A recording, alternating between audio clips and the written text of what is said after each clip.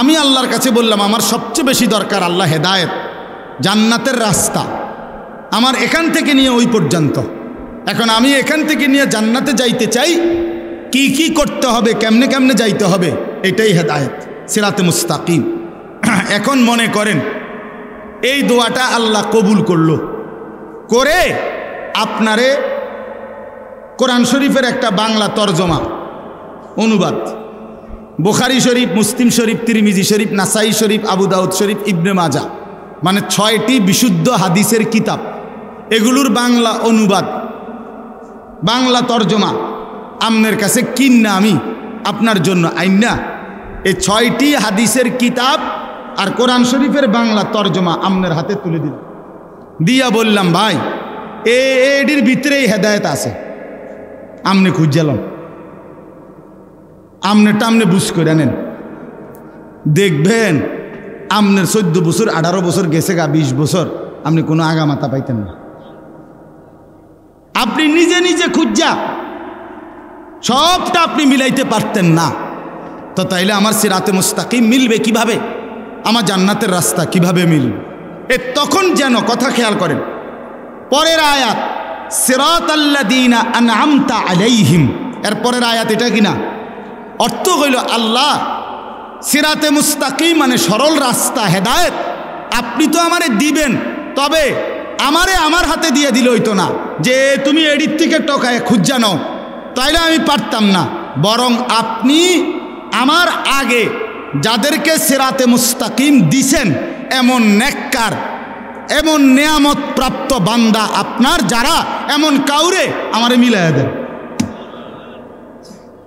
আমি যেন এমন একজন প্রিয় বান্দা পেয়ে যাই, আপনার একজন পছন্দের বান্দা পেয়ে যাই, যাকে আপনি দয়া করে হেদায়েত দিছেন, ওরে যদি আমি মিলে যাই তাহলে আমি তার পিছনে পিছনে চলে আমিও সেই জান্নাতের রাস্তা, হেদায়েতের রাস্তায় চলে যাব।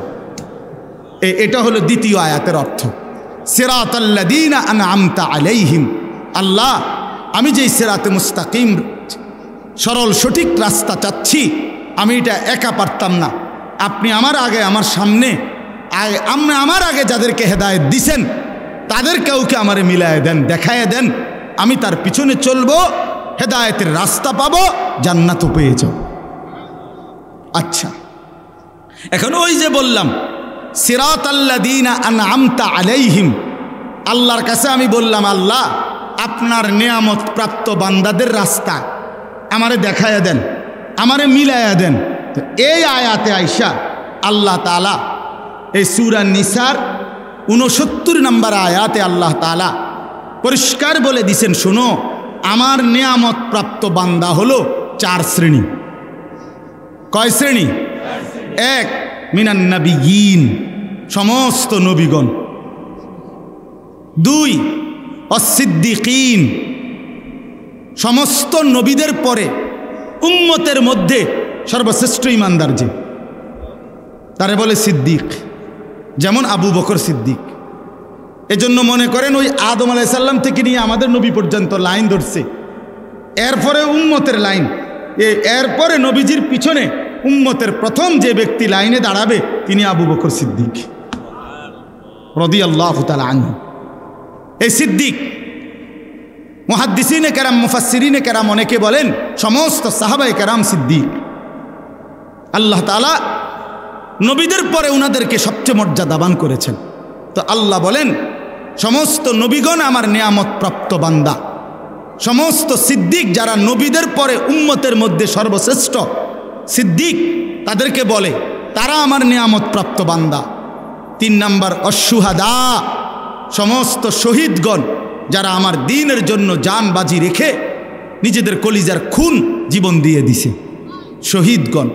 4 নাম্বার সালিহিন, আমার নেককার বান্দা, কারা প্রকাশ্যে এবং গোপনে, একাকী এবং সবার মাঝে, সর্বাবস্থায় যারা আল্লাহর হুকুম বিধান পালন করে তাদেরকে বলে সালিহিন, নেককার। ও মানুষের সামনে তেমনি জিমায় কোমায়, বুঝেন না কথা, তেমনি কারে মনোজন একারে বুজুর্গি বাইয়া ফুটতে আছে, কিন্তু একলা হইলে দিন মানে না, পূর্ণ শরীয়ত মানে না। সেটা আমিও হইতে পারি, যে হইতে পারি, এমন হইলে হবে না। যার রাত দিন বরাবর, যার আলো অন্ধকার বরাবর, যার একাকী প্রকাশ্য বরাবর, যার মসজিদে ইবাদত যেমন আল্লাহর হুকুম মতো, তার বাজারের ব্যবসাও আল্লাহর হুকুম মতো। কথা বুঝছেন কি না বলেন? সর্বাবস্থায় সব হালাতে আল্লাহর হুকুমের উপরে যে নির্ভর করে থাকে তারে বলে সালেহীন, নেককার, আল্লাহর প্রিয় বান্দা, আল্লাহ ওয়ালা। তো আল্লাহ বলেন নবীগণ আমার নেয়ামত প্রাপ্ত, সিদ্দিকগণ আমার নেয়ামত প্রাপ্ত, শহীদগণ আমার নেয়ামত প্রাপ্ত, সালেহীন আমার নেয়ামত প্রাপ্ত। এবার বান্দা তোমরা যদি জান্নাতের রাস্তা চাও, সিরাতে মুস্তাকিমের রাস্তা চাও, এই আয়াতে আমি ব্যাখ্যা করে বলে দিলাম নবীদের রাস্তা ধরো, সিদ্দিকের আবু বকর সিদ্দিকের রাস্তা ধরো, শহীদদের রাস্তা ধরো, আমার নেককার বান্দাদের রাস্তা ধরো, তাইলে হেদায়েতও পেয়ে যাবে, জান্নাতও পেয়ে যাবে। তাইলে অতএব ওয়া হাসুনা উলাইকা রাফিকা, আল্লাহ বলে তারাই বন্ধু হিসেবে উত্তম। এবার ছেলেরা তোমাদেরকে বলি, বাবারা আপনাদেরকেও বলি, যেই কোনো মানুষের একটি সৃষ্টিগত অভ্যাস হইল মানুষ একাকী থাকে না। মানুষ কারো না কারো সাথে বন্ধুত্ব করে, মানুষ কারো না কারো সাথে সম্পর্ক করে, মানুষ কারো না কারো সাথে চলে। একলা মানুষের ভাল লাগে না, ঠিক কি না বলেন না কেন? তাহলে যে কেউই যে কারো সাথে চলে, আল্লাহ তাআলা বলেন ওয়া হাসুনা উলাইকা রাফিকা, এই চার শ্রেণী হলো উত্তম বন্ধু। আল্লাহ তাআলা বলেন অতএব সঙ্গী যদি বানাও তো তাদেরকে বানাবা নবীর পথে চলে যারা, সিদ্দিকের পথে চলে যারা, শহীদের রাস্তায় চলে যারা, সালেহীনদের রাস্তায় চলে যারা, তারাই হলো মূলত বন্ধু, তারাই হলো মূলত সঙ্গী। এজন্য যেই কোনো যুবক, বৃদ্ধ, নারী, পুরুষ, সে চলাফেরা, বন্ধুত্ব, অন্তরঙ্গতা, উঠা বসা আল্লাহর কসম করতে হবে তার সাথে, যার সাথে চললে ফিরলে আল্লাহর কথা মনে হয়, আখিরাতের কথা মনে হয়, নাজাতের কথা মনে হয়, জাহান্নামের ভয় আসে, জান্নাতের ফিকির আসে। হ্যাঁ, এটা হলো মূল গুরুত্বপূর্ণ বিষয়। সোহবত জরুরি, সাহচর্য নেককারের জরুরি। সাহচর্য যে যার সংস্পর্শে আসে এটা আসর করে। আপনাদের কাছে অনুরোধ করলাম, এই একটা তাফসিরের এক অংশ বললাম। আল্লাহ তাআলা বলেন আমান ইউতিল্লাহ ওয়ার রাসূল ফাউলাইকা মাআল্লাযীনা আনআমা আল্লাহু আলাইহিম। এটার আরেকটা ব্যাখ্যা আমি বলতেছি, বাকি একটা বললাম যে ব্যক্তি সিরাতে মুস্তাকিম চায়, জান্নাতের রাস্তা চায়, তাকে নবীদের রাস্তায় চলতে হবে, সিদ্দিকের রাস্তায় চলতে হবে, শহীদদের রাস্তায় চলতে হবে, সালেহীন আল্লাহর নেক বান্দাদের রাস্তায় চলতে হবে। অতএব ছেলেরা, বাবারা, বিশেষ করে নওজোয়ান, আল্লাহর দোহাই তোমরা এমন বন্ধু বানাইও না যে বন্ধু তোমারে একবারও আল্লাহর কথা বলে না। বিকাল 3টা বাজে আড্ডা দিতে শুরু করলা একসাথের বন্ধুরা, রাতের 11টা পর্যন্ত 8 ঘন্টায় ওই তোমারে আসর, মাগরিব, এশা 3 ওয়াক্ত নামাজের সময় চলে গেল, একটা বার তোমার সে নামাজের কথা বলল না। তোমার সাথে একটা ছেলে, কারো মুখে একটা বার আল্লাহর নাম বের হলো না। আল্লাহর কসম, এরা বন্ধু না, এরা সরাসরি শয়তান, শয়তান, শয়তান। এগুলা এটা বন্ধু না, এটা শয়তান, ইবলিস। তুমি ইবলিস চিনো না? এই যে তোমার লগে আছে যে হইতে ইবলিস, ওইতে ইবলিস। তুমি শয়তান দেখছো না? এইতে শয়তান। এই যে তোমার উলঙ্গ ছবি দেখায়, যে তোমার নর্তকী দেখায়, তোমার মোবাইলের এমবি শেষ, এবার তার মোবাইল দিয়ে তোমার নারী দেখাইতেছে। হ্যাঁ, নারীর সন্ধান, মদের সন্ধান, জুয়ার সন্ধান, অসভ্যতার সন্ধান যে বলে দেয়, ওই বন্ধু না, ওই শয়তান। আজকে লক্ষ লক্ষ মুসলমানের যুবক বরবাদ হয়ে গেছে এই অসৎ বন্ধুর খপ্পরে পড়ে। সমবয়সী বন্ধু, এই দুষ্ট, এই শয়তান ভালো ঘরের ছেলে মেয়েটাকে নষ্ট করে দিছে। যে আল্লাহর দিকে ঝুঁকে আসে তো আল্লাহ তাআলা এগিয়ে তাকে হেদায়েত দিয়ে দেয়। তাহলে বান্দা ঝুঁকতে হয়, মানে একটু আগাইতে হয়। আল্লাহ তাআলা বলেন তুমি আসবা 1 বিঘত, আমি আসবো 1 হাত। তুমি আসবা 1 হাত, আমি আল্লাহ আসবো 2 হাত। তুমি আসবা হাঁটতে হাঁটতে, আমি রহমত মাগফিরাত নিয়ে আসবো দৌড়তে দৌড়তে। তার মানে তুমি একটু আসো, বাকিটা আমি নিয়ে আসব। ছোট বাচ্চাকে মা যখন হাঁটা শিখায় তখন বাচ্চা তো একটু দূরে দাঁড় করায়, মা এ পাশ থেকে বলে আসো আব্বু আসো, তো সে 1 কদম 2 কদম হাঁটতেই আবার পড়ে যায়, তো মা দৌড়াইয়া গিয়া কোলে তুলে নেয়, আদর করে দেয়। 2 কদম আগাইলেই বাকিটা মা আদর করে কোলে তুলে। আল্লাহ তাআলা বলে, বান্দা তুমি আমার দিকে একটু আগায় আসো, একটু ঝুঁকে আসো, একটু আন্তরিকতা দেখাও, আমি আল্লাহ তোমারে বদলে দেব, জিন্দেগি পরিবর্তন করে দেব। কোরআনুল কারীমের মধ্যে আছে, ইন্না ফি যালিকা লাযিকরা লিমান কানা লাহু কলবুন আও আলকাস সামআ ওয়া হুয়া শাহীদ। যে তার দিল খোলা রাখে, কান খোলা রাখে এবং সরাসরি উপস্থিত থাকে, সচক্ষে শুনে, তো আল্লাহ তাআলা বলেন দিল খোলা, কান খোলা, চোখ খোলা, এই 3টা যে একত্রে খেয়াল করে, একত্র করে, তো নিশ্চয়ই এই কোরআনের মধ্যে তার জন্য উপদেশ আছেই আছে আছে। শর্ত হলো দিল খুলতে হবে, কান খুলতে হবে, চোখ খুলতে হবে। আপনি বসে বসে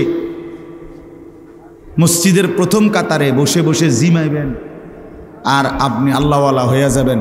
যারা আল্লাহওয়ালা হয়েছে তারা বুঝি এরকম জিমায় জিমায় হয়েছে, কথা বোঝেন না?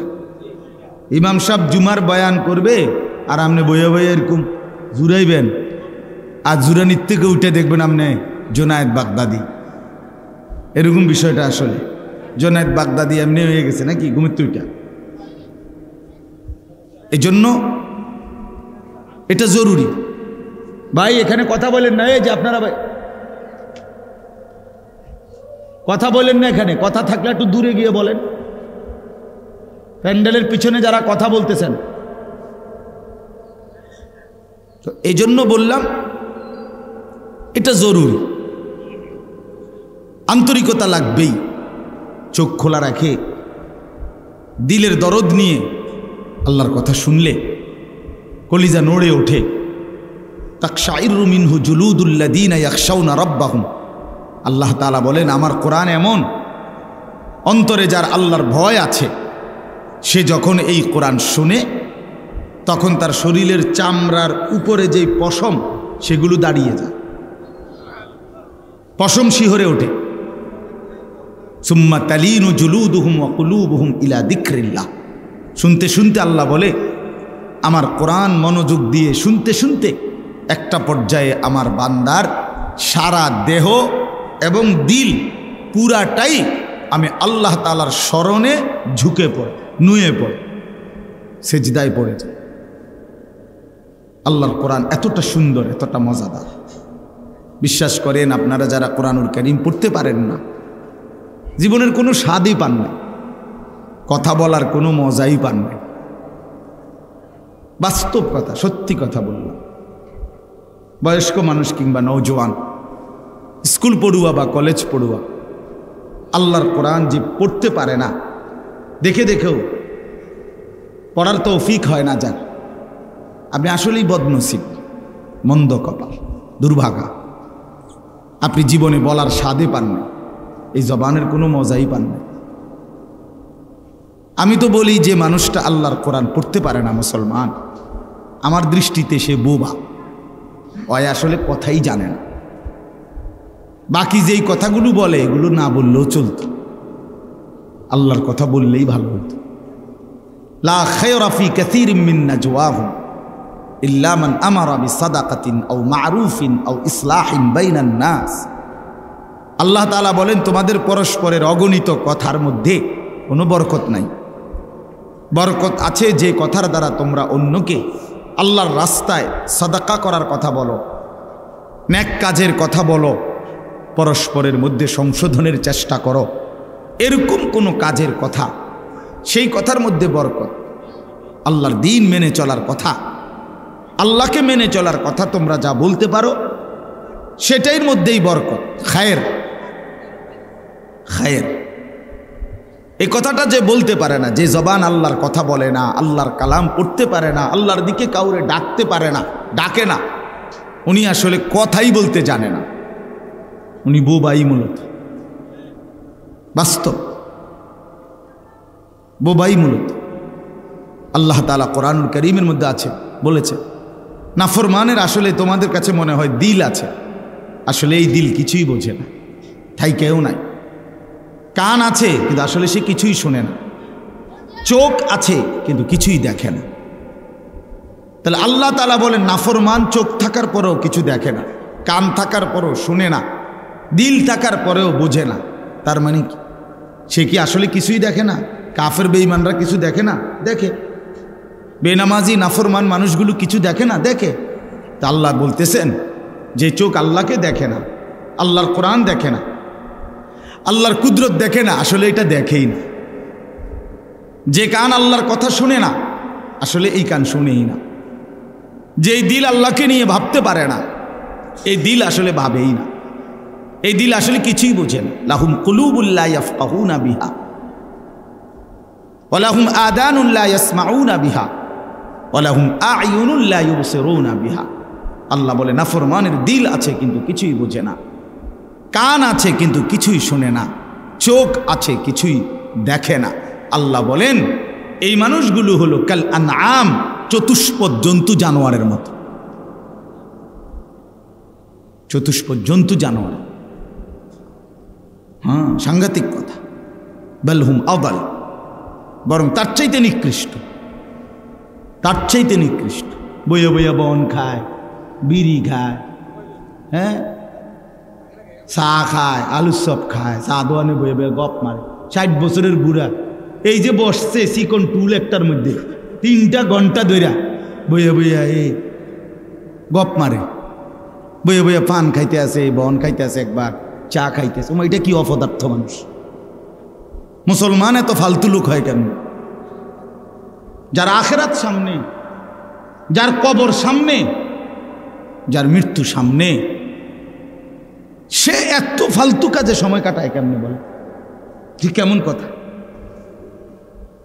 কেমন কথা? আসল কথা হইল ওনার কানে নাই, ওনার চোখে নাই, ওনার দিল নাই, আখিরাতকে নিয়ে ভাবেন আছে।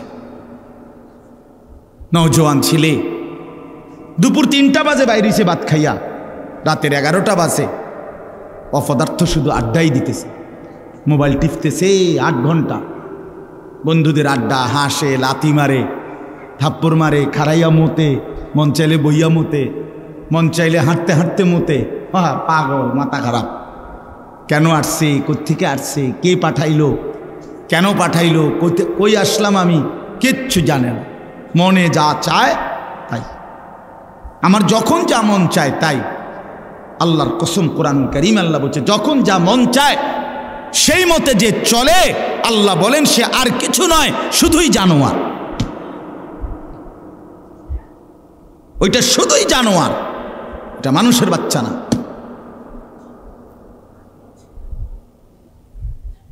মুসলমান মনের ইচ্ছা মতো চলতে পারে না। যদি সে মনে করে আমি মুসলমান, তার জীবন হবে নিয়ন্ত্রিত। মুসলমান মানেই যার শৃঙ্খলার জীবন, মুসলমান যে যার বলেই তাকে যে মন মতো চলতে পারে না। মন মতো তো চলে জানোয়ার। কুকুর বিড়ালের না কোনো হালাল হারাম নাই, গরু ছাগলের না কোনো হালাল হারাম নাই। মুসলমানের জন্য হালাল হারাম, ইমানদারের জন্য জায়েজ না জায়েজ বেছে চলতে হবে। আল্লাহ পাক যেটা অনুমতি দিয়েছেন সেটাই করতে পারবে, যেটা অনুমতি দেন নাই তা ছাড়তে হবে। এজন্য বাপ আমার জওয়ান হন আর বয়স্ক হন, আপনারে আমি মনে করাইলাম এই কথাটা। জিন্দিগির হিসাব লাগান, আমিও করি আপনিও করেন।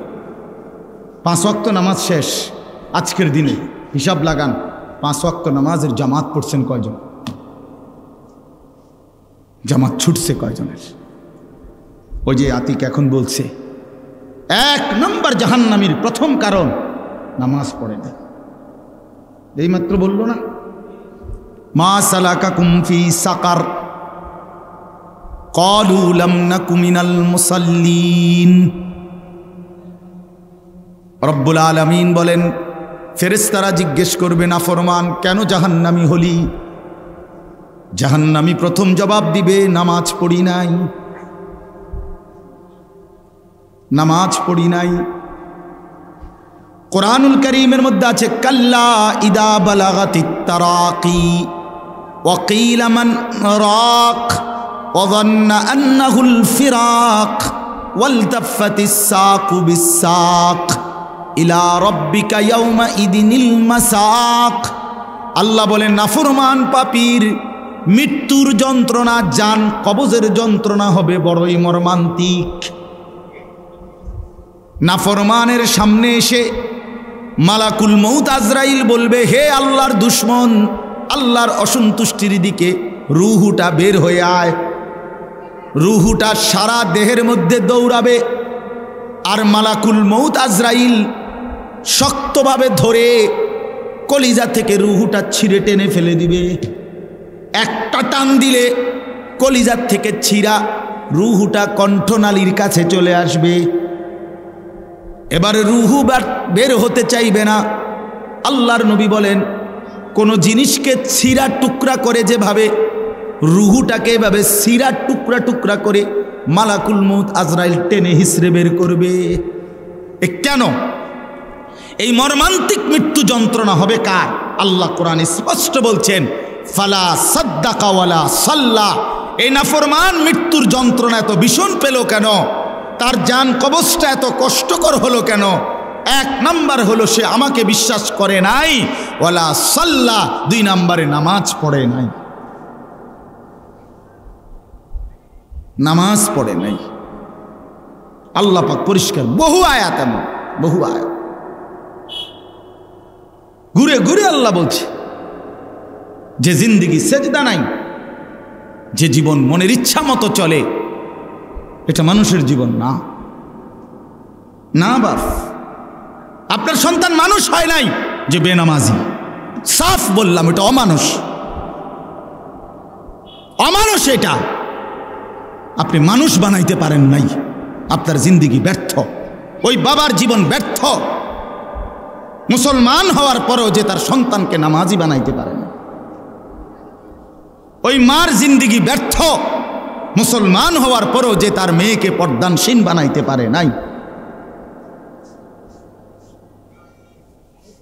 ওই জিন্দেগি ব্যর্থ জিন্দেগি। ঘর করে দিছে, ঘর, হ্যাঁ ঘর করে দিছে। আপনি মরলেও ঘর করতে পারলে হইলে আর বহুত ব্যাড হইতে এরকম দুনিয়াতে। ছোটবেলায় বাচ্চার বাপ মরিয়া গেছে, হেইতে বড় হইয়া বিল্ডিং করছে, ঘর করছে, বিয়ে করছে, জমি জামা কিনছে। এটি অসুবিধা নেই, আপনি মরিয়া দেখেন, হেইতে পারবো? বলেন, এরকম নাই তো? আপনি একেবারে উল্টে এলেছেন, ঘর করে দিছেন।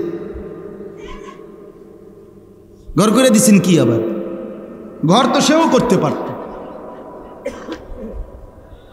কিন্তু তার আখেরাত বরবাদ করে দিলেন কেন? তারে আল্লাহ চিনাইলেন না কেন? তারে নামাজে বাধ্য করলেন না কেন? আপনি বলতেছেন শোনে না, শোনে না তো এখন 16 বছর বয়সে না শোনে না। 7 বছর বয়সের সময় কিটছিলেন, চিরা চাবাইছিলেন। 6 বছর বয়সের সময় কি করছিলেন? চিরা চাবাইছিলেন। তখন কেন তারে নামাজি বানাইলেন না? তখন কেন তারে সাথে করে মসজিদে নিলেন না? আপন সন্তানের সামনে কেমনে বিড়ি খাইলেন? হেইতে কি শিখলো আমনের থেকে? আপন সন্তানের সামনে গালি দেন কেমনে? হ্যাঁ, আপন সন্তানের সামনে বেডির নাচ চান কেমনে টেলিভিশনে বইয়া? হ্যাঁ, আপনি এই নিকৃষ্ট রুচির মানুষ, আমনের ভূত মানুষ হইব কেমনে? কি গাজরের কথা! বিড়ি খাইতে খাইতে বেটা কয় ভূত মানুষ হও, পড়ালেখা করো। হেইতে যদি আব্বা আপনি ইদি হইলেন না,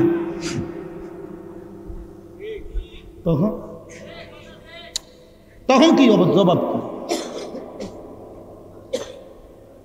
আপনি ইদি হইলেন না? এজন্য বাপ আমার, বন্ধু আমার, জিন্দিগির কদর করেন, হায়াতের কদর করেন। প্রতি সেকেন্ড, প্রতি সময়, প্রতি ঘন্টা, প্রতি মিনিট আর আসবে না, আর আসবে না। প্রতিটা সেকেন্ড আর আসবে না, আর আসবে না। এই যে 17ই অক্টোবর 2024 রোজ বৃহস্পতিবার, ঠিক এই শিরোনাম পৃথিবীতে আর কোনো দিন হবে না। হবে আগামী বছর 17ই অক্টোবর আসবে, সেটা তো 2025 সাল। আগামী সপ্তাহে বৃহস্পতিবার হবে, কিন্তু সেটা তো 17 তারিখ না, 24 তারিখ। কথা বলেন। তাহলে 17ই অক্টোবর 2024 রোজ বৃহস্পতিবার আর কোনো দিন হবে? আর কোনো দিন হবে? কোনো ঘন্টা আর ফিরে আসে না, কোনো মিনিট সেকেন্ড মুহূর্ত আর ফিরে আসে না।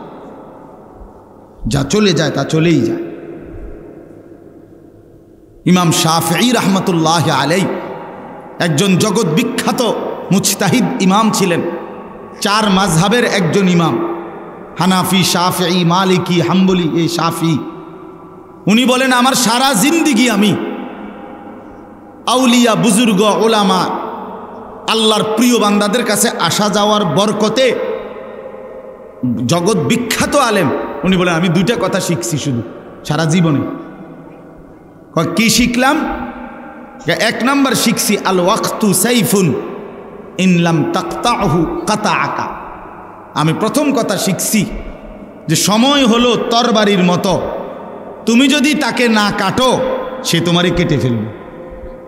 তুমি যদি না ভাগ করো, আমি আধা ঘন্টা বিশ্রাম করব, 10 মিনিট নাস্তা করব, জোহরের নামাজ আমার 1টা 30-এ, আমি 12টা 50-এর ভিতরে আমার কাজ শেষ করব, 1টা 10-এর ভিতরে গোসল করে নামাজের জন্য রেডি হয়ে যাব। হ্যাঁ, আসরের নামাজ আমার 4টা 15-তে, আমারে 3টা 50-এর ভিতরে উঠে যাইতে হবে, অজু করে নামাজে যাইতে হবে। এভাবে সব কাজ যদি তুমি কাইটা সময়ের মধ্যে ভাগ না করো, সময় তোমারে কাটতে কাটতে তোমার উপর দিয়ে চলে যায়।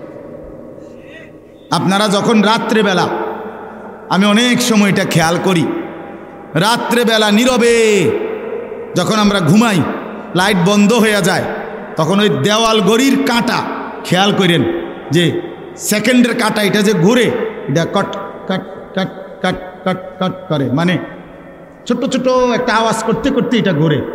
তা আমার সব সময় এটার আওয়াজটা মনেই হয় যে এটা যেন আমারে কাটতে কাটতে চলে যাচ্ছে। তো আমি যদি সময়কে কাজে না লাগাই, আমি যদি সময়কে ভাগ না করি ইবাদতের জন্য, আখিরাতের জন্য, দুনিয়ার জন্য, ব্যবসাও করবেন, নামাজও পড়বেন, বাজারও করবেন, জামাতও ধরবেন, আপনি মিলাইয়া নিবেন, আপনি ভাগ করে নিবেন, সাজায়া নিবেন। হযরত বলেন ইমাম শাফিঈ, নাই তো সময় তোমারে কেটে কেটে চলে যাবে। 10টা বাজে ঘুমাইছেন, উঠে দেখবেন 6 ঘন্টা চলে গেছে। 12টা বাজে ঘুমাইছেন, উঠে দেখবেন 3 ঘন্টা চলে গেছে। আপনার জন্য 1 সেকেন্ড সময় দাঁড়াবে না। দাঁড়াবে কি বাপ? দাঁড়াবে না। কাজে লাগাইলেও চলে যাবে সময়, কাজে না লাগাইলেও সময় চলে যাবে। রাত শেষ হয়ে যাবে, আজকের রাত শেষ হবেই, বাসর রাতও শেষ হবে, জেলখানার রাতও শেষ হবে, আর আসবে না সময়। আর 2 নাম্বার হলো, হযরত বলেন ইমাম শাফিঈ রাহমাতুল্লাহ আলাইহি, আমি দ্বিতীয় কথা শিখছি, নাফসুকা ইন শাগালতাহা বিল হক ওয়া ইল্লা শাগালাতকা বিল বাতিল। মনের চাহিদাকে যদি তুমি জোর কইরা নেক কাজে, হকের কাজে জোর কইরা যদি না লাগাও, তাইলে নফস, মনের চাহিদা তোমারে সারাক্ষণ গুনাহ আর নাফরমানির কাজে লাগায় রাখবে। তুমি ছাইরা দাও শুধু যে আমি আল্লাহর বাঁধন মানি না, রাসূলের কথা মানি না, কোরআনের কথা মানি না, ইসলামের কথা মানি না, কে কি বলছে এগুলো আমার দরকার নাই, আমার মনে যা চায় তাই করব। হযরত বলেন, এই তুমি যদি মনের চাহিদাকে ছেড়ে দাও, তাহলে সে তোমার 24 ঘন্টা আল্লাহর নাফরমানির মধ্যে লাগায় না। এই যে মোবাইল টিপতে আছে রাতের 3টা বাজে, মোবাইলে টিপে, বুঝেন নাই? রাতেরও শেষ নাই, দিনেরও শেষ নাই, চলছে মোবাইল, চলছে নাচ গান, নর্তকী, ছবি, জিনা, ব্যভিচার, উলঙ্গ দৃশ্য, খালাস, জিন্দেগি শেষ, জিন্দেগি শেষ। হাঁটতে হাঁটতে মোবাইল টিপতেছে, পেশাব করতে আছে মোবাইল টিপতে আছে, বাথরুমের ভিতরে মোবাইল টিপতে আছে। মোবাইল তারে এমনে খাইছে যে এটার ভিতরে তার জিন্দেগি দিয়ে দিছে। হায় হায় মুসলমান, মুসলমানের নওজোয়ান, কোন যুবক তরতাজা নওজোয়ান এত ফালতু হয় না। তারে যুবক বলে না বেটা, যার জীবনে কোনো কর্মের উদ্দীপনা নাই, মেহনতের জজবা নাই, ফিকির নাই, দেশ গড়া, মানুষ গড়া, জাতি গড়া, ইসলাম রক্ষা করা, ইমানের জন্য জান কোরবানি করা, এমন হিম্মত যার মধ্যে নাই, ওইটা কোনো যুবকে না, এটা বুড়া, এটা অলস, অকর্মণ্য, অপদার্থ ছাড়া আর কিচ্ছু না বেটা। 24 ঘন্টা শুধু তোর বেডি ছাড়া, নারী ছাড়া, নর্তকী ছাড়া, জিনা ব্যভিচার ছাড়া, উলঙ্গ দৃশ্য দেখা ছাড়া রাত কাটে না, দিন কাটে না। তুই একটা পচা গন্ধা মরা লাশ ছাড়া আর কিচ্ছু না বেটা। তুই এটা ফালতু লোক বেটা, ফালতু লোক বেটা, এটা একটা বাজে লোক বেটা, অপদার্থ ছেলে তুই বেটা, অকর্মণ্য জিন্দিগি বুঝি আল্লাহ তাআলা এই শরীর, স্বাস্থ্য, যৌবন, শরীরের এই সৌন্দর্য আল্লাহ বুঝি দিছে হুদয় বেডি সাউনের লেগে। এটা বুঝি কথা হইল মিয়া? সারাদিন মোবাইল টিপবো, চুল এটারে বারবার ফিরাবে আর বন্ধুদের সাথে আড্ডা দিবি। এটা কিতা? এটা তো মানুষ না, এটা প্লাস্টিক। এ তো ফালতু লোক। যে জিন্দিগি মেহনত করে না, যে জীবন কর্ম করে না, যে জীবন ফিকির করে না, সেটা আবার কিসের জীবন? কেন আল্লাহ দিল দিলেন? কেন আল্লাহ চোখ দিলেন? কেন আল্লাহ কান দিলেন? কেন আল্লাহ শরীরের মধ্যে সক্ষমতা দিলেন? এই জন্য ভাইয়া আমার, বন্ধু আমার, সবাই মিলে আমরা ভাবা দরকার। চাচারা আপনাদেরকেও বলি, শেষ হায়াত আল্লাহ তাআলা চা দোকানের জন্য দেয় নাই। আপনার শেষ বয়স সারাদিন বইয়া বইয়া ফান খাওয়ানোর লেগে দেয় নাই। শেষ হায়াত আল্লাহ তাআলা বইয়া বইয়া বিড়ি খাওয়ানোর লেগে দেয় নাই। আপনি চা দোকানে বসে বসে বিড়ি খাবেন আর রঙিন টেলিভিশনে নর্তকীর ছবি দেখবেন। খোদার কসম, কবরের প্রথম ঘন্টাতে আপনি টের পাবেন আল্লাহর আযাব কত ভয়ঙ্কর। আপনি টের পাবেন। হ্যাঁ হ্যাঁ, আপনি তমস্কারি মনে করেন না। সুপারিশ, এটা মামুর বাড়ি না। হাউজে কাউসারের পানি, এটি দোকানের পানির বোতল না, এইটা পানির বোতল না, বহুত দামি, বহুত দামি নিয়ামত। হ্যাঁ, হাউজে কাউসারের পানি এই পানির বোতল নাকি? তো আপনি এটা আপনি কইলেই তো দিয়ে লাগব। এইটাও তো এমনি দেয় না, এটাও তো কিনুন লাগে 15 টাকা দিয়ে। আর হাউজে কাউসারের এই দামি পানি রাসূলুল্লাহ সাল্লাল্লাহু আলাইহি সাল্লাম এমনি এমনি দিয়ে দিবে। আপনি বিড়ি খাইতে খাইতে হাউজে কাউসারের পানি খাই নেবেন। বাহ বাহ বাহ বাহ বাহ, ঘটনা কি তা? এটা এত সস্তা হয়ে গেল? হ্যাঁ, কি ঘটনাটা কি? আখেরাতে তো সহজ মনে করলেন, আখেরাতে তো কম দামি মনে করলেন। জান্নাত আপনি কি ছোট? জান্নাত কিটা আসলে? 2টা রুম আর একটা বাথরুম নাকি? 2টা রুম আর একটা বারিন্দা, এটা জান্নাত? তো আপনি কি মনে করছেন? এটা কি ভাবছেন? আল্লাহ আমাদেরকে মাফ করে দেন। এজন্য চলেন, আমিও ভাবি, আপনিও ভাবেন, বয়স্ক বাবারাও ভাবেন, নওজোয়ান ছেলে তোমরাও ভাবো। আরেকবার ইনসাফের সাথে ভাবো ভাইয়া, জিন্দিগির আপাদ মস্তক, রাতের কি খবর, দিনের কি খবর, সকালের কি খবর, বিকালের খবর। 365 দিনে কোনো দিন ফজরের নামাজ পড়তে মন চায় না। আর এই কেমন জানোয়ার জিন্দিগি তুমি গঠন করছো? এ কেমন অমানুষের জিন্দিগি তুমি কাটাচ্ছ? মুসলমানের ঘরে তুমি কেমনে ঘুমাও? তোমার মতো দুশ্মন কেমনে ঘুমাও? 5 ওয়াক্ত নামাজ, 1 ওয়াক্ত নামাজ পড়তে চায় না। এ কেমন জিন্দিগি? মুসলমান 30 বছর কেমনে মিশা কথা খায়? 30 বছর একজন মুসলমান টানা কেমনে সুদ খায়? প্রতিদিন একজন মুসলমান ব্যবসায়ী ওজনে কেমনে কম দেয়? কি মুসলমান? একজন মুসলমানের ঘরে প্রত্যেক দিন কিভাবে টেলিভিশনে নাচ গান, উলঙ্গ ছবি, নাটক, সিনেমা প্রতিদিন চলবে? এটা মুসলমান? কোনোদিন মনে পড়বে না এটা গুনাহ? কথা বলেন না আমার, আপনার কি কোনোদিন মনে পড়তো না এটা কি? প্রতিদিন আপনার বিবি বাচ্চা, নাতি নাতনি এরা ডেলি টেলিভিশন চা, প্রত্যেক দিন নাচ গান দেখে। আপনার চোখের মধ্যে একটু ভাঁজও নাই, আপনার কপালটার মধ্যে একটু টেনশনও নাই, আপনার চোখে এক ফোঁটা পানিও নাই। আহা, আমার বাচ্চার কি হবে, আমার বিবির কি হবে, আমার সন্তানের কি হবে? আপনাদেরকে শুনাই বাপ, এক সাহাবী ছিলেন ওয়াসিলা ইবনুল আসকা, আমরা নিজে কিতাবে পড়ছি ওয়াসিলা এই সাহাবীর নাম। এই সাহাবী একদিন ওনার ছেলে, উনি মিশরে থাকতেন, ওনার ছেলে রোমে, মানে আজকের ইটালি, এই রোমের খ্রিস্টান বাহিনীর বিরুদ্ধে সাহাবী নবীজির ইন্তেকালের পরে সাহাবীর ছেলে যুদ্ধে গেছে কাফেরদের বিরুদ্ধে। যুদ্ধে খ্রিস্টান বাহিনী এই সাহাবীর ছেলেকে বন্দি করছে, বন্দি কইরা অন্ধকার কারাগারে আটকায় রাখছে। তো ওনার বাকি কাফেলার বাকি সদস্যরা আইসা মিশরে ওনার কাছে এই সংবাদ জানাইছে, আপনার সন্তানকে খ্রিস্টান বাহিনী বন্দি করে অন্ধকার কারাগারে আটকায়া রাখছে। আল্লাহর কসম আমি নিজে কিতাবে পড়ছি, হযরত ওয়াসিলা এই সাহাবী প্রথম শব্দ চিৎকার দিয়া বলছে, আয় আল্লাহ, তাইলে আমার সন্তান নামাজ পড়বে কেমনে? অন্ধকার কারাগারে আমার সন্তানকে যে আটকায় রাখছে, ওই নামাজের ওয়াক্ত চিনবে কেমনে? আজান শুনবে কেমনে? ও তো আজান শুনবে না, ওইখানে ওয়াক্তও তো চিনবে না। এরপরে কিতাবে লিখছে এই সাহাবী 5 ওয়াক্ত নামাজের পরে সময়ে, উনি 5 ওয়াক্ত নামাজের টাইমে ওই রোমের দিকে ফিরে উনি বলতেন, ইয়া বুনাইয়া কাদ হানা ওয়াক্তু সালাতিল ফজর, হে আমার সন্তান, ফজরের নামাজের ওয়াক্ত হইছে, ওঠো বাপ, নামাজ পড়ো। ছেলেটা যখন পরবর্তীতে মুক্তি পাইছে, ছেলে তার বাবাকে বলছে, আল্লাহর কসম বাবা, আপনার জবানের প্রতিবারের উচ্চারণ আল্লাহ আমার কানে পৌঁছাইছে, হাজার হাজার মাইল দূরে। এক বাবার প্রথম ফিকির সন্তানের জন্য কি বলেন না কেন?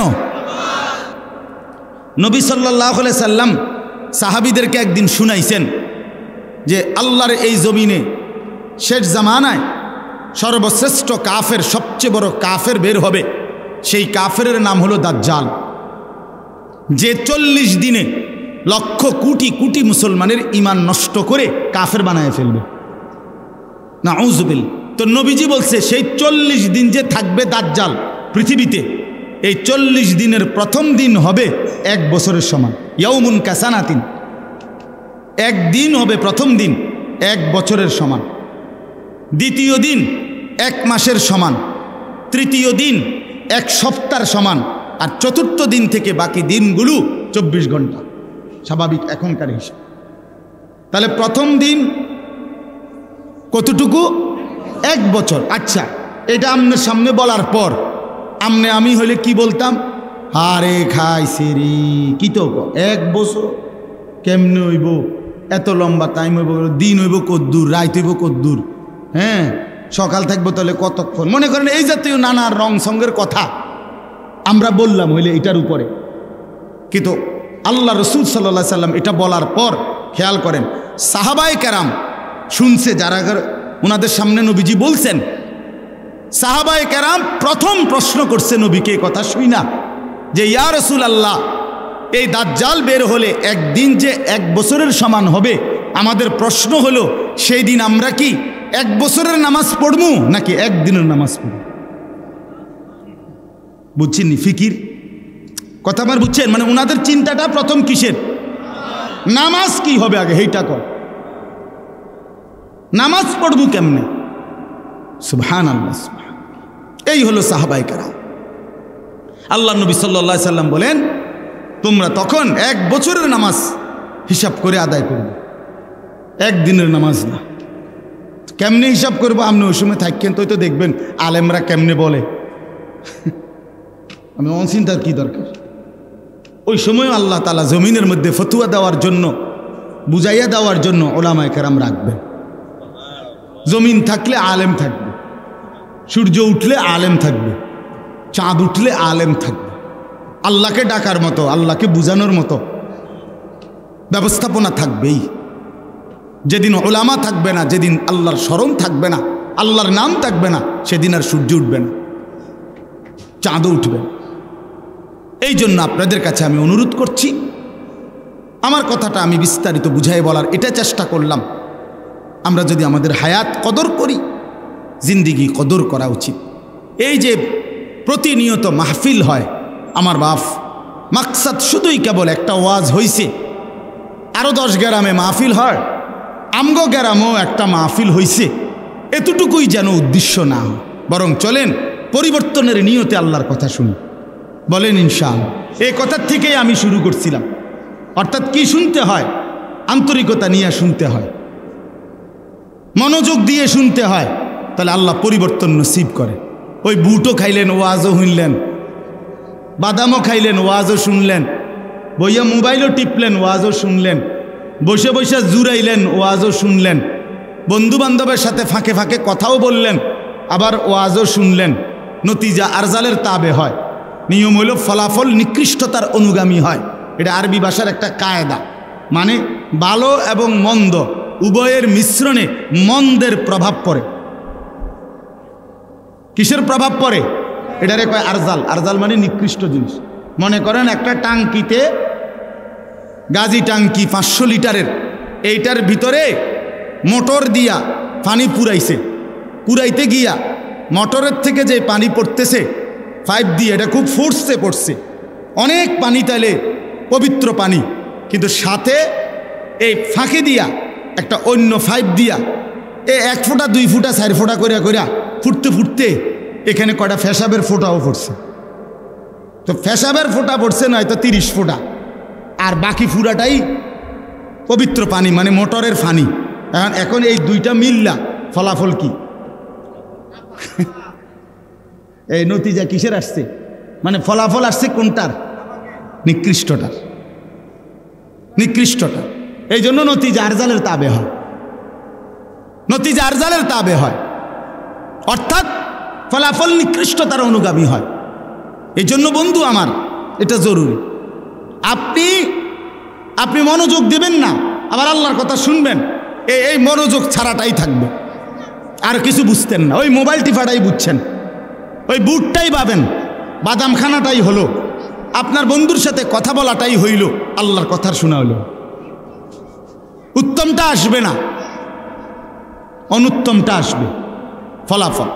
এই জন্য আমি কথাটা লম্বা করে বললাম, এজন্য আমার একটা উদ্দেশ্য আছে। আমি চাই সব সময় প্রত্যেক মুসল্লি নিজ নিজ মহল্লার মসজিদের ইমাম সাহেবের জুমার বয়ান মনোযোগ দিয়ে শুনুক। এটা আমার একটা সাধনা। আমি সব সময় এটা বলি, মসজিদের মুসল্লিরা যদি 1 বছরে 52 সপ্তাহ যদি নিজ মহল্লার ইমাম সাহেবের বয়ান মনোযোগ দিয়ে শুনে, বিশ্বাস করেন ধীরে ধীরে জিন্দিগি বদলায় যাবে। এতদিন শোনার পরও আপনার কোনো লড়াচড়া হয় না, আপনি কিতা শুনলেন? 52 সপ্তাহ বছরে, এবার 30 বছর ধরে আপনি জুমার নামাজ পড়েন, তো 30-52তে কতগুলো সপ্তাহ, কতগুলো নসিহত শুনলেন। ওমা আপনি অনবিরিয়ে গান, আপনি কিতাব শুনেন, আপনি বয়ে বয়ে সাদোয়ানে গপ মারেন। এখনো আপনি আগ করলে গালির লগে মাটির তলে সাপ উঠতে দেয়, এমন নিকৃষ্ট গালি দেন।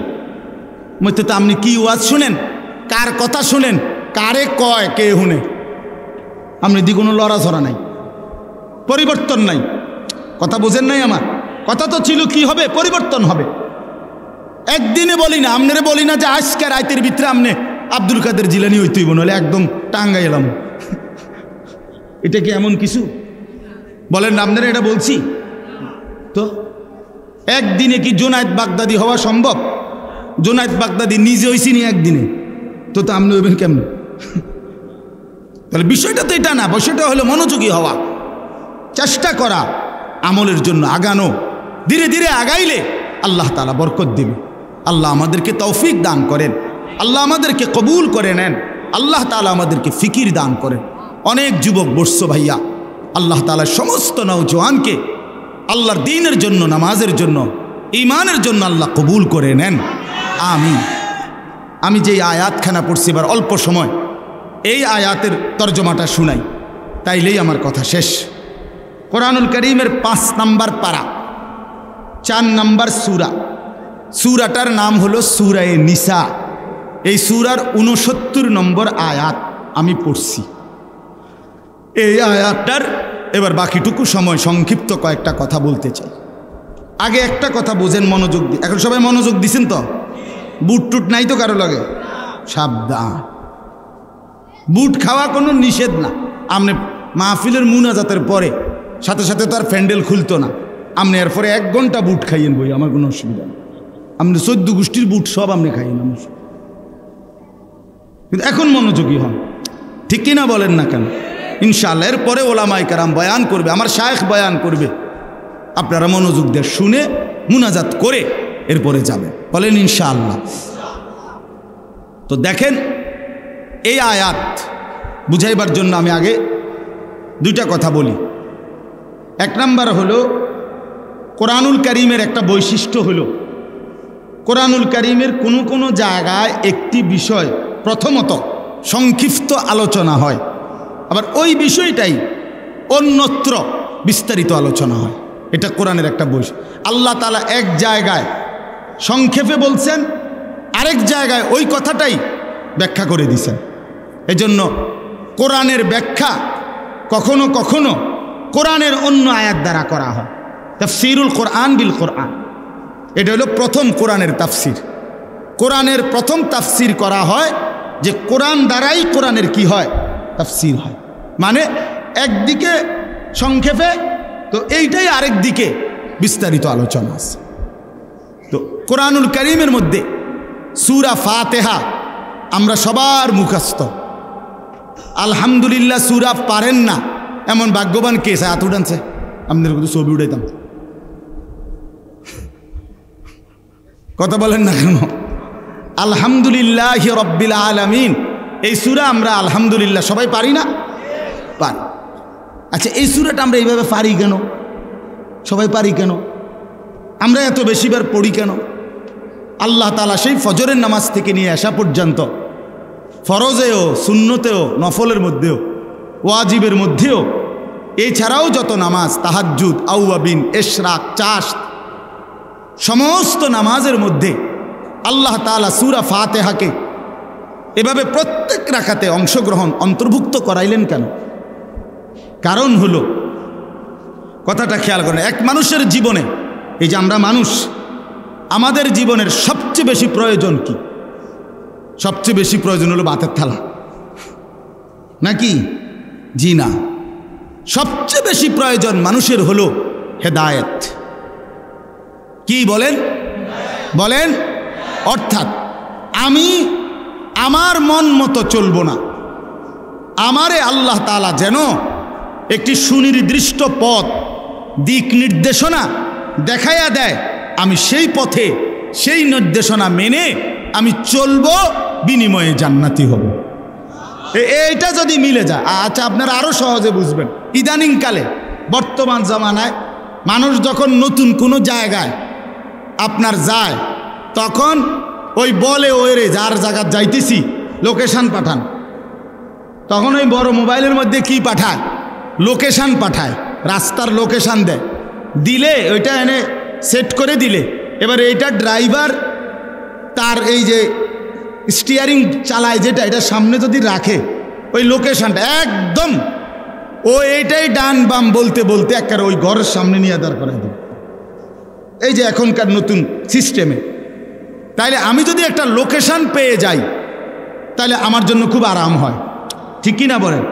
আরও বলেন, মনে করেন যেমন আমার এখন আরেক জায়গায় বয়ান আছে আজকে, তো ওই বয়ানে যাওয়ার জন্য এখানে একজন ভাই আসছে আমারে নেওয়ার জন্য। তার মানে উনি আমার গাড়িতে বসলে তো আমার ড্রাইভাররে উনি ডাইন বাম বলে দিবে, ঠিক কিনা বলেন না কেন? তাহলে আর আমার আর প্রতি ঘাটে ঘাটে গিয়া জিগানের আর দরকার নাই, রাহাবার আছে। এবার ড্রাইভারে তারে জিজ্ঞাসা করে করে সেই বলে দিবে গন্তব্য ডানে বামে সামনে। এই তাহলে এই হেদায়েত পাওয়া, পথ পাওয়া, দিক নির্দেশনা পাওয়া, এটা জীবনের সবচেয়ে বেশি দরকার। আল্লাহ তাআলা যদি এই দৌলত কাউকে দেয়, আল্লাহর কসম তাকে আল্লাহ সর্বশ্রেষ্ঠ দৌলত দিছে, সর্বশ্রেষ্ঠ।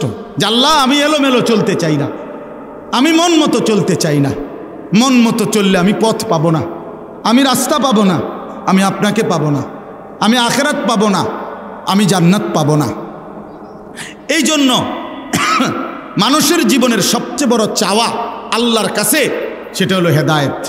আল্লাহ আমার একটা লোকেশন দেন, হেদায়েত দেন, আমারে রাস্তা বলে দেন, আমারে পথ দেখায় দেন। আমারে আমার জিন্দিগির নির্দেশনা দিয়ে দেন। এইটা হলো হেদায়েত।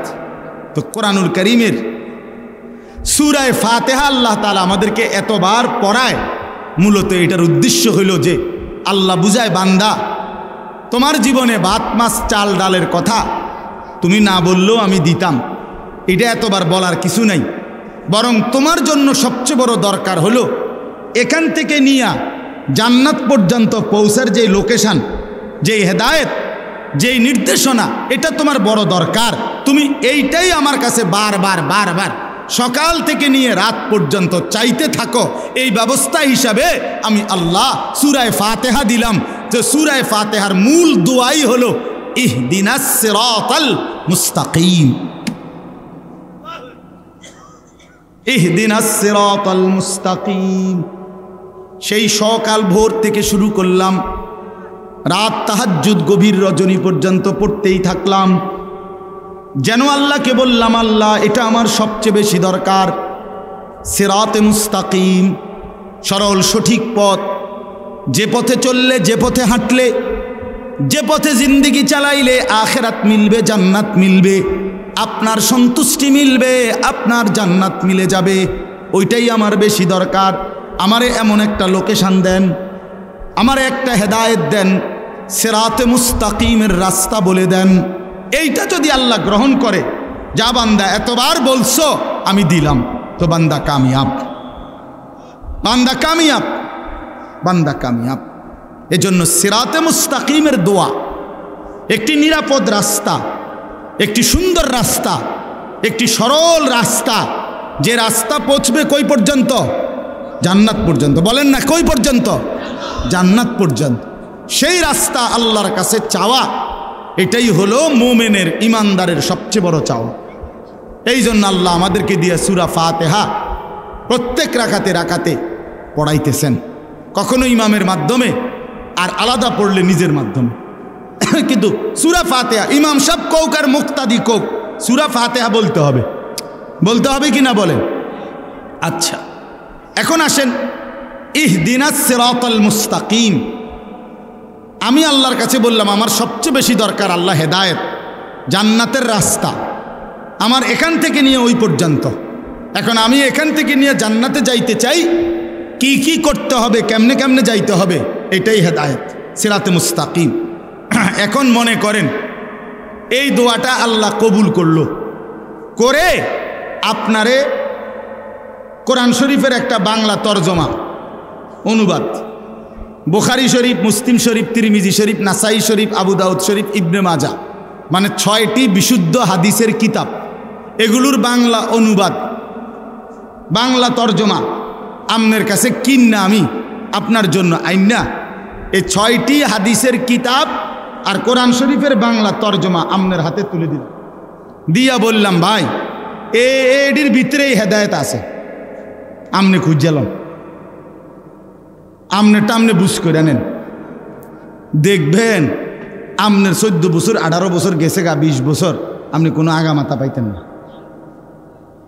আপনি নিজে নিজে খুঁজা সবটা আপনি মিলাইতে পারতেন না। তো তাইলে আমার সিরাতে মুস্তাকিম মিলবে কিভাবে, আমার জান্নাতের রাস্তা কিভাবে মিলবে? তখন যেন কথা খেয়াল করেন, পরের আয়াত সিরাতাল্লাযীনা আনআমতা আলাইহিম, এর পরের আয়াত এটা কিনা, অর্থ হইল আল্লাহ সিরাতে মুস্তাকিম মানে সরল রাস্তা, হেদায়েত আপনি তো আমারে দিবেন, তবে আমারে আমার হাতে দিয়ে দিল হইতো না যে তুমি এডির থেকে টকায় খুঁজা নাও, তাইলে আমি পারতাম না। বরং আপনি আমার আগে যাদেরকে সিরাতে মুস্তাকিম দিছেন, এমন নেককার, এমন নেয়ামত প্রাপ্ত বান্দা আপনার যারা, এমন কাউরে আমারে মিলাইয়া দেন, আমি যেন এমন একজন প্রিয় বান্দা পেয়ে যাই, আপনার একজন পছন্দের বান্দা পেয়ে যাই, যাকে আপনি দয়া করে হেদায়েত দিছেন, ওরে যদি আমি মিলে যাই, তাহলে আমি তার পিছনে পিছনে চলে আমিও সেই জান্নাতের রাস্তা, হেদায়েতের রাস্তায় চলে যাব। এটা হলো দ্বিতীয় আয়াতের অর্থ, সিরাতাল্লাযীনা আনআমতা আলাইহিম। আল্লাহ আমি যেই সিরাতে মুস্তাকিম সরল সঠিক রাস্তা চাচ্ছি, আমি এটা একা পারতাম না, আপনি আমার আগে, আমার সামনে, আপনি আমার আগে যাদেরকে হেদায়েত দিছেন, তাদের কাউকে আমারে মিলায় দেন, দেখায় দেন, আমি তার পিছনে চলবো, হেদায়েতের রাস্তা পাবো, জান্নাতও পেয়ে যাব। আচ্ছা, এখন ওই যে বললাম সিরাতাল্লাযীনা আনআমতা আলাইহিম, আল্লাহর কাছে আমি বললাম, আল্লাহ আপনার নিয়ামত প্রাপ্ত বান্দাদের রাস্তা আমারে দেখায়া দেন, আমারে মিলায়া দেন। তো এই আয়াতে আইসা আল্লাহ তাআলা এই সূরা নিসার 69 নম্বর আয়াতে আল্লাহ তাআলা পরিষ্কার বলে দিছেন, শোনো আমার নিয়ামত প্রাপ্ত বান্দা হলো 4 শ্রেণী। কয় শ্রেণী? 1 মিনান নাবিয়িন, সমস্ত নবীগণ। 2 অসিদ্দিকিন, সমস্ত নবীদের পরে উম্মতের মধ্যে সর্বশ্রেষ্ঠ ইমানদার যে, তারে বলে সিদ্দিক, যেমন আবু বকর সিদ্দিক। এজন্য মনে করেন ওই আদম আলাইহিস সালাম থেকে নিয়ে আমাদের নবী পর্যন্ত লাইন ধরছে, এরপরে উম্মতের লাইন, এরপরে নবীজির পিছনে উম্মতের প্রথম যে ব্যক্তি লাইনে দাঁড়াবে তিনি আবু বকর সিদ্দিক রাদিয়াল্লাহু তাআলা আনহু। এই সিদ্দিক মুহাদ্দিসিনে কেরাম, মুফাসসিরিনে কেরাম অনেকে বলেন সমস্ত সাহাবায়ে কেরাম সিদ্দিক। আল্লাহ তাআলা নবীদের পরে উনাদেরকে সবচেয়ে মর্যাদাবান করেছেন। তো আল্লাহ বলেন সমস্ত নবীগণ আমার নিয়ামত প্রাপ্ত বান্দা, সমস্ত সিদ্দিক যারা নবীদের পরে উম্মতের মধ্যে সর্বশ্রেষ্ঠ সিদ্দিক, তাদেরকে বলে তারা আমার নিয়ামত প্রাপ্ত বান্দা। 3 নাম্বার অশুহাদা, সমস্ত শহীদগণ যারা আমার দ্বীনের জন্য জান বাজি রেখে নিজেদের কলিজার খুন জীবন দিয়ে দিছে, শহীদগণ। 4 নাম্বার সালিহিন, আমার নেককার বান্দা, কারা প্রকাশ্যে এবং গোপনে, একাকী এবং সবার মাঝে, সর্বাবস্থায় যারা আল্লাহর হুকুম বিধান পালন করে তাদেরকে বলে সালিহিন, নেককার। ও মানুষের সামনে তেমনি জিমায় কুমায়, বুঝেন না কথা, তেমনি কারে মনোজন একারে বুজুর্গি বাইয়া ফুটতে আছে, কিন্তু একলা হইলে দিন মানে না, পূর্ণ শরীয়ত মানে না। সেটা আমিও হইতে পারি, যেই হইতে পারি, এমন হইলে হবে না। যার রাত দিন বরাবর, যার আলো অন্ধকার বরাবর, যার একাকী প্রকাশ্য বরাবর, যার মসজিদে ইবাদত যেমন আল্লাহর হুকুম মতো, তার বাজারের ব্যবসাও আল্লাহর হুকুম মতো। কথা বুঝছেন কি না বলেন? সর্বাবস্থায় সব হালাতে আল্লাহর হুকুমের উপরে যে নির্ভর করে থাকে তারে বলে সালিহিন, নেককার, আল্লাহর প্রিয় বান্দা, আল্লাহ ওয়ালা। তো আল্লাহ বলেন নবীগণ আমার নিয়ামত প্রাপ্ত, সিদ্দিকগণ আমার নিয়ামত প্রাপ্ত, শহীদগণ আমার নিয়ামত প্রাপ্ত, সালিহিন আমার নিয়ামত প্রাপ্ত। এবার বান্দা তোমরা যদি জান্নাতের রাস্তা চাও, সিরাতে মুস্তাকিমের রাস্তা চাও, এই আয়াতে আমি ব্যাখ্যা করে বলে দিলাম, নবীদের রাস্তা ধরো, সিদ্দিকের আবু বকর সিদ্দিকের রাস্তা ধরো, শহীদদের রাস্তা ধরো, আমার নেককার বান্দাদের রাস্তা ধরো, তাইলে হেদায়েতও পেয়ে যাবে, জান্নাতও পেয়ে যাবে। তাইলে অতএব ওয়া হাসুনা উলাইকা রাফিকা, আল্লাহ বলে তারাই বন্ধু হিসেবে উত্তম। এবার ছেলেরা তোমাদেরকে বলি, বাবারা আপনাদেরকেও বলি, যেই কোনো মানুষের একটি সৃষ্টিগত অভ্যাস হইল মানুষ একাকী থাকে না। মানুষ কারো না কারো সাথে বন্ধুত্ব করে, মানুষ কারো না কারো সাথে সম্পর্ক করে, মানুষ কারো না কারো সাথে চলে। একলা মানুষের ভাল লাগে না, ঠিক কি না বলেন না কেন? তাহলে যে কেউই যে কারো সাথে চলে, আল্লাহ তাআলা বলেন ওয়া হাসুনা উলাইকা রাফিকা, এই 4 শ্রেণী হলো উত্তম বন্ধু। আল্লাহ তাআলা বলেন অতএব সঙ্গী যদি বানাও তো তাদেরকে বানাবা নবীর পথে চলে যারা, সিদ্দিকের পথে চলে যারা, শহীদের রাস্তায় চলে যারা, সালেহীনদের রাস্তায় চলে যারা, তারাই হলো মূলত বন্ধু, তারাই হলো মূলত সঙ্গী। এজন্য যেই কোনো যুবক, বৃদ্ধ, নারী, পুরুষ, সে চলাফেরা, বন্ধুত্ব, অন্তরঙ্গতা, উঠা বসা আল্লাহর কসম করতে হবে তার সাথে, যার সাথে চললে ফিরলে আল্লাহর কথা মনে হয়, আখিরাতের কথা মনে হয়, নাজাতের কথা মনে হয়, জাহান্নামের ভয় আসে, জান্নাতের ফিকির আসে। হ্যাঁ, এটা হলো মূল গুরুত্বপূর্ণ বিষয়। সোহবত জরুরি, সাহচর্য নেককারের জরুরি। সাহচর্য যে যার সংস্পর্শে আসে এটা আসর করে। আপনাদের কাছে অনুরোধ করলাম, এই একটা তাফসিরের এক অংশ বললাম, আল্লাহ তাআলা বলেন আমান ইউতিইল্লাহ ওয়ার রাসূল ফাউলাইকা মাআল্লাযীনা আনআমা আল্লাহু আলাইহিম। এটার আরেকটা ব্যাখ্যা আমি বলতেছি, বাকি একটা বললাম যে ব্যক্তি সিরাতে মুস্তাকিম চায়, জান্নাতের রাস্তা চায়, তাকে নবীদের রাস্তায় চলতে হবে, সিদ্দিকের রাস্তায় চলতে হবে, শহীদদের রাস্তায় চলতে হবে, সালেহীন আল্লাহর নেক বান্দাদের রাস্তায় চলতে হবে। অতএব ছেলেরা, বাবারা, বিশেষ করে নওজোয়ান, আল্লাহর দোহাই তোমরা এমন বন্ধু বানায়ও না যে বন্ধু তোমারে একবারও আল্লাহর কথা বলে না। বিকাল 3টা বাজে আড্ডা দিতে শুরু করলা একসাথের বন্ধুরা, রাতের 11টা পর্যন্ত 8 ঘন্টায় ওই তোমারে আসর, মাগরিব, এশা 3 ওয়াক্ত নামাজের সময় চলে গেল, একটা বার তোমার এসে নামাজের কথা বললো না তোমার সাথে একটা ছেলে, কারো মুখে একটাবার আল্লাহর নাম বের হলো না, আল্লাহর কসম এরা বন্ধু না, এরা সরাসরি শয়তান, শয়তান, শয়তান। এগুলা এটা বন্ধু না, এটা শয়তান, ইবলিস। তুমি ইবলিস চিনো না? এই যে তোমার লগে আছে যে হইতে ইবলিস, ওইতে ইবলিস। তুমি শয়তান দেখছো না? এইতে শয়তান।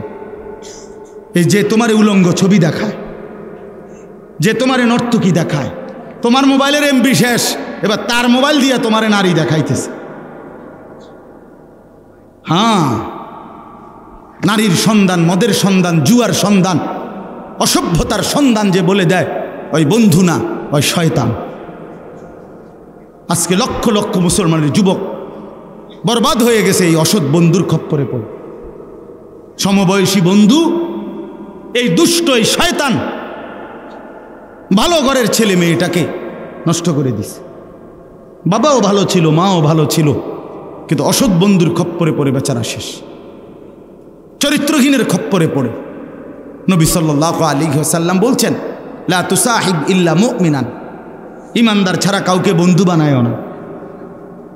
কোরআন শরীফে আছে নবীজিকে আল্লাহ বলছে, বন্ধু সকাল সন্ধ্যায় যারা আমি আল্লাহর বন্দিগি করে, আপনি কেবল নিজেকে তাদের সাথেই বেঁধে রাখেন।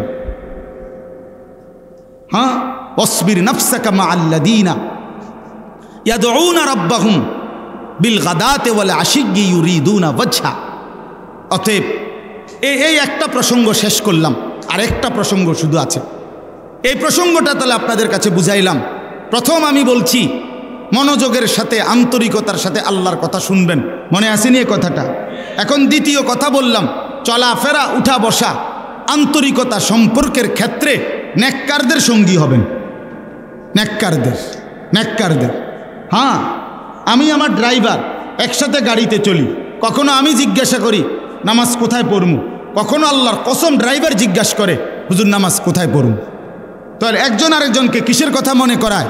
নামাজের কথা মনে, আখিরাতের কথা মনে করা। যারে ভাই তুমি এই মিথ্যাটা বললা কেন, তুমি এই অন্যায়টা করলা কেন? তাহলে এইটা হলো বন্ধু, যে তার বন্ধুকে আখিরাত আর পরকালের কথা স্মরণ করায় দেয়। এবার আসেন দ্বিতীয় শেষ অংশ। এই আয়াতের একটা চমৎকার আরেকটা তাফসীর আছে, সেটা হলো একজন কালো সাহাবী, হাবশি সাহাবী, নবীজির একদম কালো, খুব কালো সাহাবী।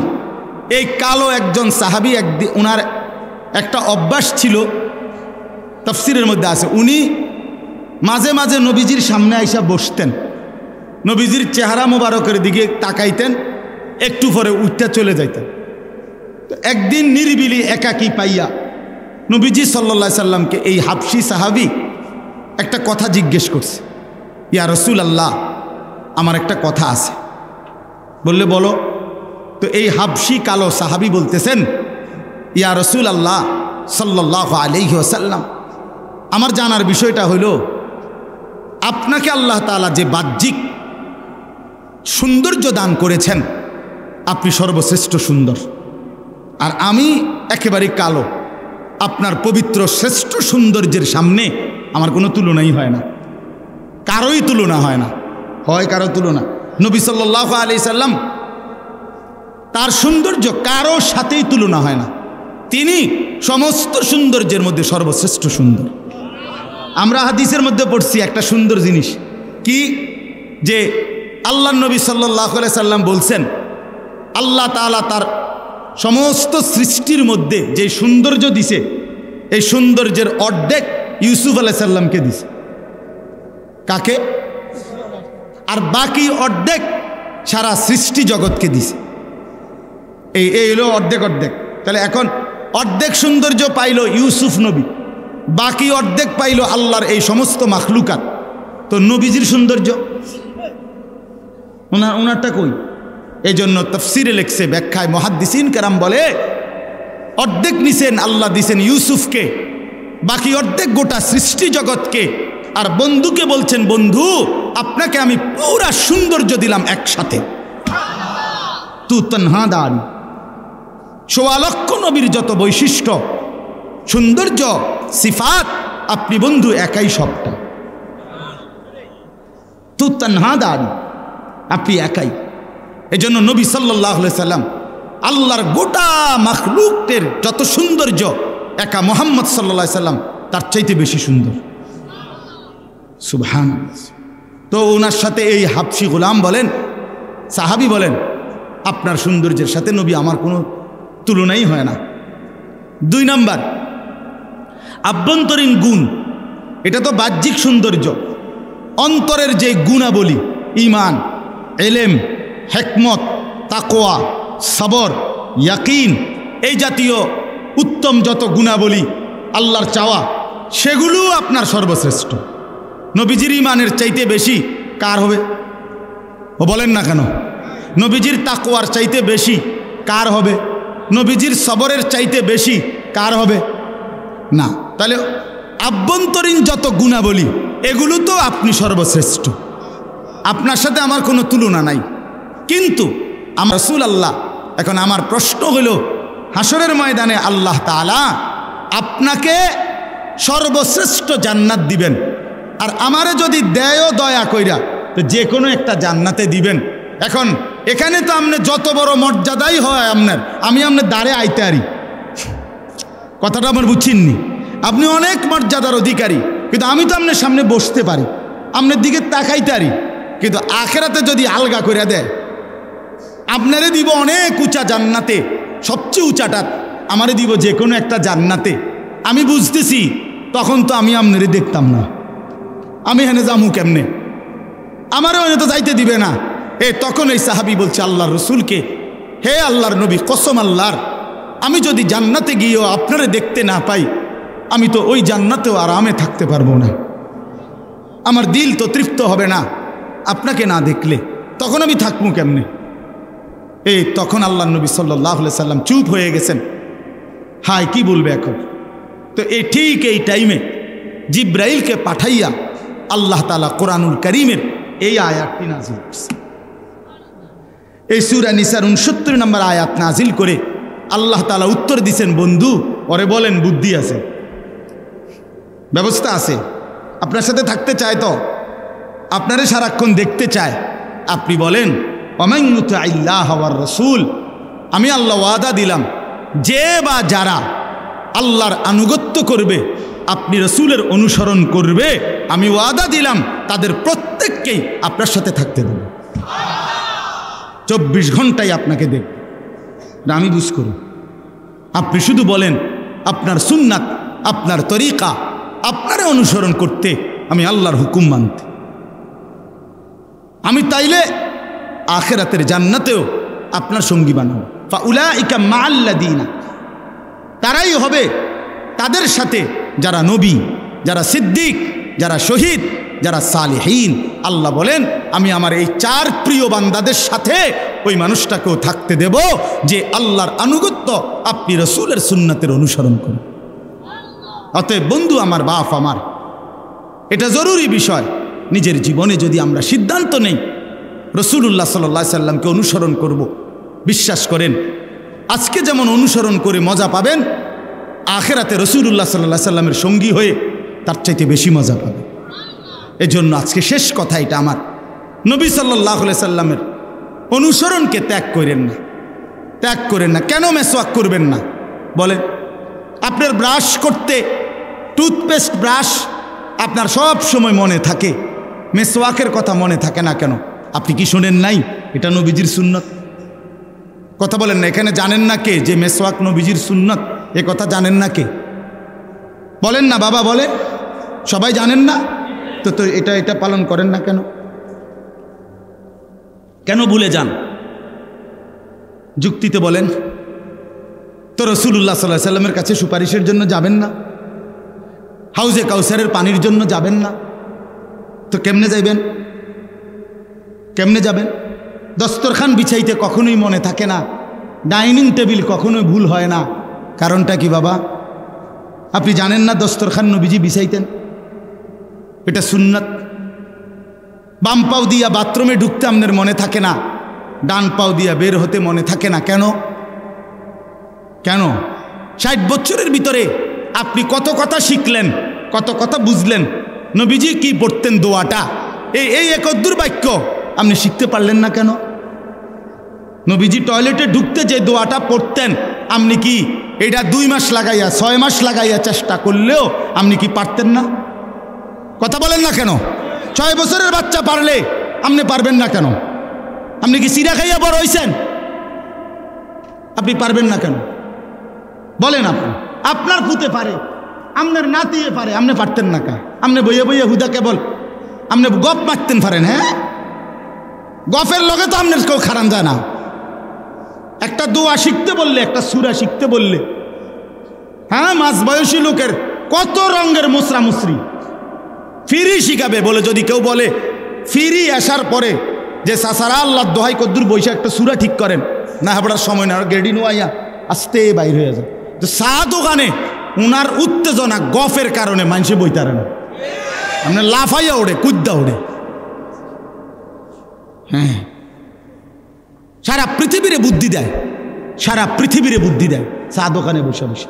এই বেটা, কইলাম দেশটা এমনি চালাইতো, একটা কথা জিঙ্গাইনি, বোঝেনি কিছু না, বোঝা আমনে বুঝাকে থুয়ে রাখছেন, সব বুঝা আমনেই বোঝেন।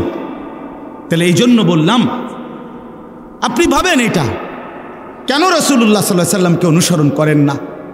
বলেন কেন সুন্নত মনে পড়বে না?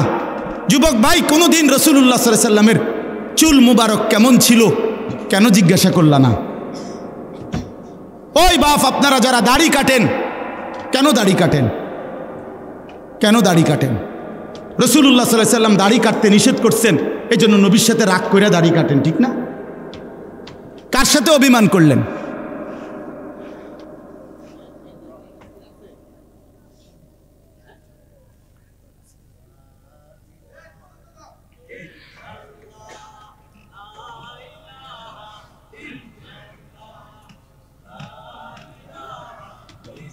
শেষ আমার 2 মিনিট।